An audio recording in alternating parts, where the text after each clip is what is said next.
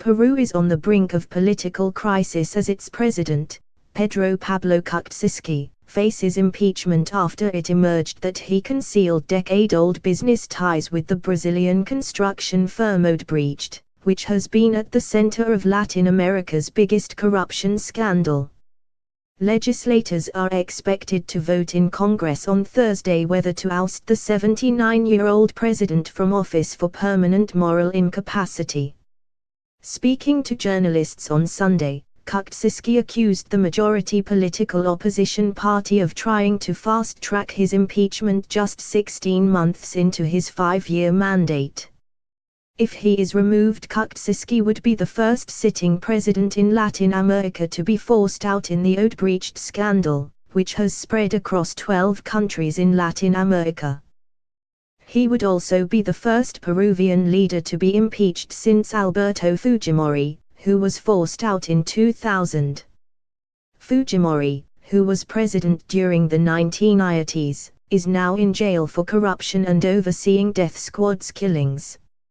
In a 2016 plea bargain with the U.S. Justice Department, Odebrecht admitted paying some $800 million, £597 million, in bribes across the region to secure lucrative state contracts, including $29 million in Peru between 2005 and 2014.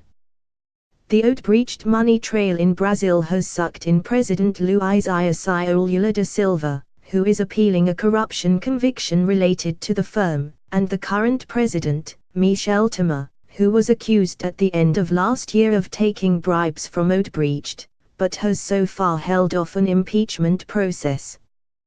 But some observers warn the scandal's fallout in Peru also holds parallels with the impeachment of Brazil's former president Dilma Rousseff, who was forced from office for allegedly window-dressing government accounts.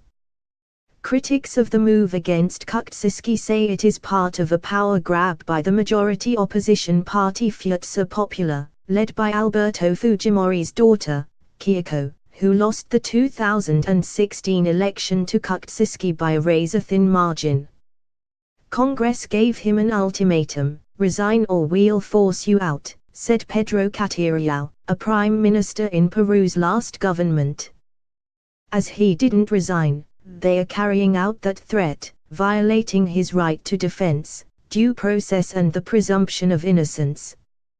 Kuczynski denies wrongdoing but admitted he made some money as a shareholder from business deals his company, Westfield Capital, did with Odebrecht.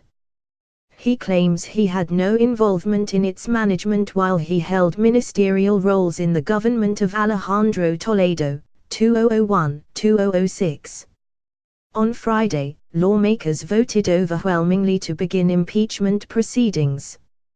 A move Kuczynski called an assault against the democratic order in a TV interview on Sunday. Gustavo Goretti, who is leading the journalistic investigation into Peruvian politicians implicated in the Odebrecht scandal, called the move an utter travesty of law and due process. Goretti, who leads IDL Reporteros, told The Guardian that preliminary investigations indicate the payments Kuczynski had received did not come from the Brazilian construction giant's off-the-books bribery department. This version is backed up by an open letter sent by Odebrecht to a Peruvian newspaper on Saturday, which states the business done with Kuczynski's company was legal and managed by his business partner Gerardo Sepulveda.